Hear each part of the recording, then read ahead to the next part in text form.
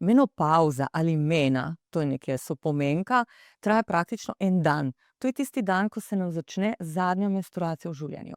Najbolj tako obdobje polno nihanj in kadar je največ težav, je pa perimenopavza. To so leta pred samo menopavzo, pred zadnjo menstruacijo, ko prihaja do tistih izrazitih nihanj hormonov.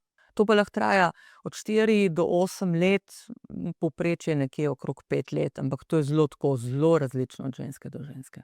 Od česa pa je to odvisno? Nekaj, ja, je genetika tudi tukaj, ne.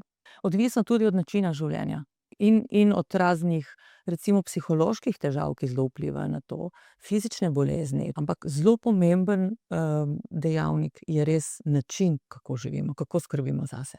Ko si denimo stara 30 let, a lahko izračunaš ali pa kakršenkoli test narediš ali pa se pozanimaš, kdaj približno bo prišla tvoja menopavza? Ne, v bistvu ne, razen ženske, ki imajo seveda težave s plodnostjo, te grejo potem na različne teste, da vidijo, koliko imajo še rezerve jajčic v jajčnikih. Torej, količina jajčec, ki jo ženska ima, je povezana z menopavzo. Tako, ko jajčec zmanjka, v bistvu vstopimo v menopavzo.